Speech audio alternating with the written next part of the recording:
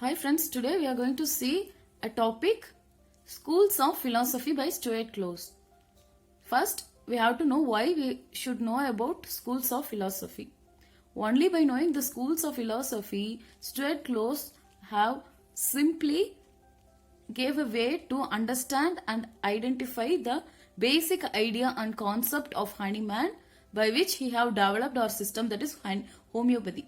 So to understand the basic idea and concept of building up of homeopathy, we have to know the schools of philosophy which have been simply explained by Stuart Close. So moving on into the topic, the schools of philosophy is divided into three. First heading will be materialism, second is substantialism, and third will be idealism. So only this three topics comes under schools of philosophy, in which first we can see materialism.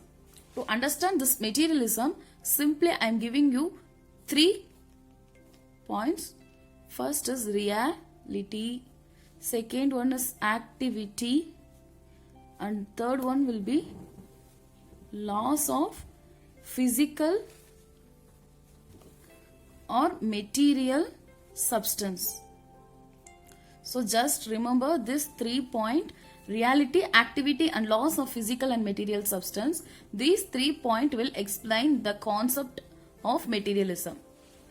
This materialism concept will regards nothing as real and substantial which has not tangibility. So only the tangible things will be considered as a reality. So first point, reality. Only a tangible, visible thing will be considered as a real one in this materialistic concept. And this materialistic concept will reduce us, will shorten everything in terms of physical matter.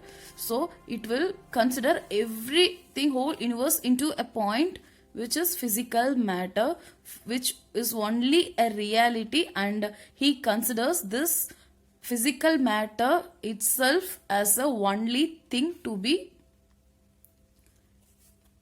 real. So this materialistic concept will consider every sentiment and mental life of organism as a product. So the sentiment, mental life, and everything will come as a product of organism. So this materialism concept will consider only this organism as a king, this as a real one. So it will just accept only this organism, and it will think everything, sentiment, mental life, all as a product of this. So only by this physical matter every other things will happen. So it will consider only the organism as a prior thing. That is the basic concept of materialism. For example, I will explain this. Just consider a whole universe. In the whole universe, according to the materialistic concept, only the physical elements and their motions exist, right? In which only the physical element will be a real one, which is tangible. And all their motions, that is force, energy, life, mind, motion, everything will be an intangible thing. So he won't consider all these things. All these things will be a fake, or he won't consider this. Only the physical element and matter will be a realistic one according to the materialistic concept. So this is what we have to know about the materialism. I have explained this thing. I have written it very clearly. So as a conclusion of this materialistic concept, unfortunately, we can frame our mind towards an offensive way, because this materialism explains only in a one-sided way. That is, it will consider only a physical matter as a real thing. So if we follow this materialistic concept, we will fix our mind only into a one-sided way, and we will refuse to admit the existence of anything else which is force, energy, power, motion, mind, life, which is intangible. We won't accept all these things as existence, and we will give priority only to matter, which is physical matter. This is the concept of materialism. I think you can understand this. So next topic is substantialism, which will contraindicate with the concept of materialism. Materialism will accept only a visible, that is physical matter as real, and existence of only physical matter is considered in materialism. In substantialism, just take two parts. To understand the substantialism, just take two parts. One as visible and the other as invisible.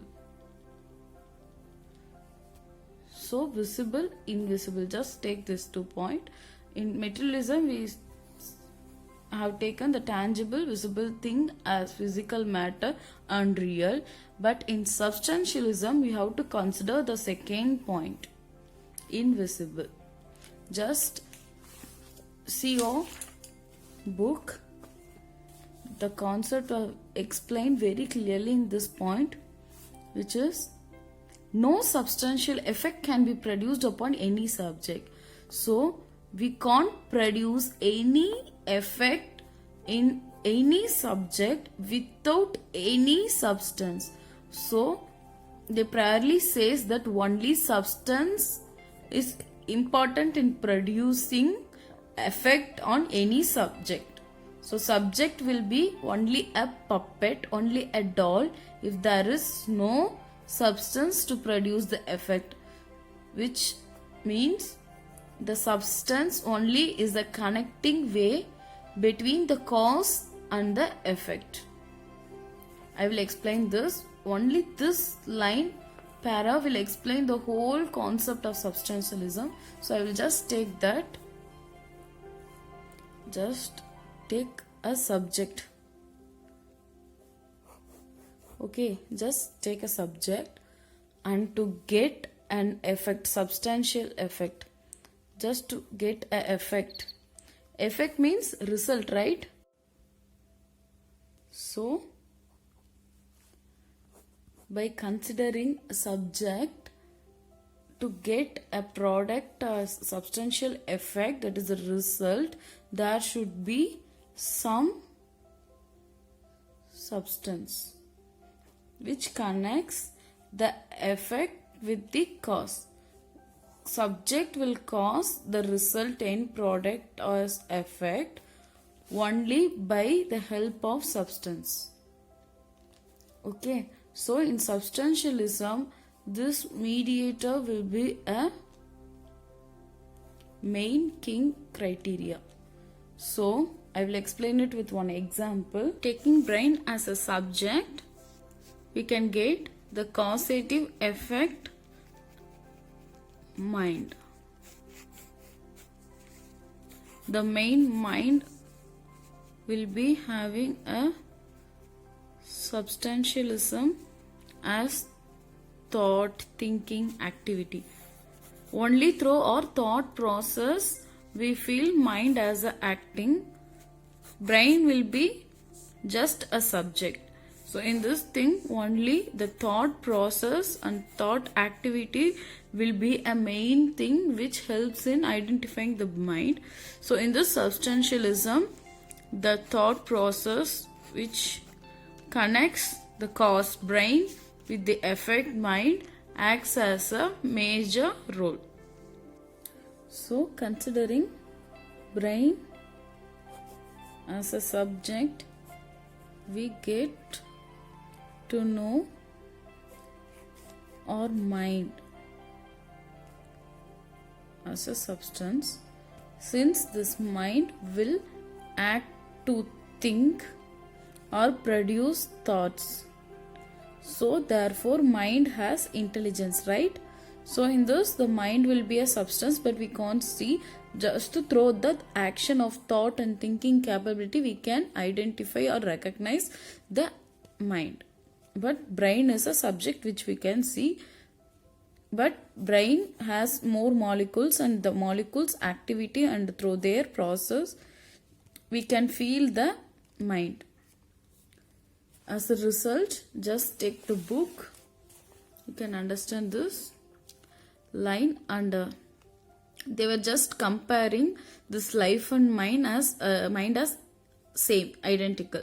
That's why they can feel the quality and attribute, and mind is the primary cause of motion. So in this, life is energy and all energy is living energy. We can come to one conclusion.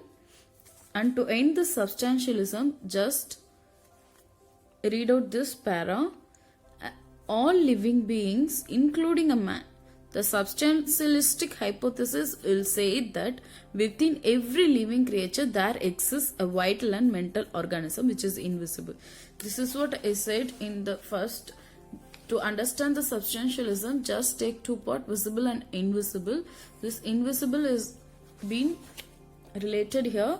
Just to understand the substantialism concept, we have to understand that within every living creature there will be a vital and mental organism that is invisible, which is counterpart, that will be in opposite direction of the physical structure to understand, and the source of all vital and psychological physiological phenomena originally contributed by the creative will, that is mind, life and spirit. This is what we have to understand from substantialism. So at first topic, that is from materialism, we understand that only physical matters, physical elements matters, and all others will be a product of organism. And in substantialism, we came to know that living being, including man, will have invisible inner substance, that is vital and mental organism, which has more power and capability than a physical structure, that is man. So the third last topic of schools of philosophy comes idealism. This idealism concept just explains the whole universe as things, minds, their relations, everything as a realization of system of ideas, which means in terms of ideas, just in a single word, ideas, the whole universe along with that things, mind, everything, they explains as a real. So this idealism concept just believes that everything in the universe comes under ideas as a real. So nothing to be rejected.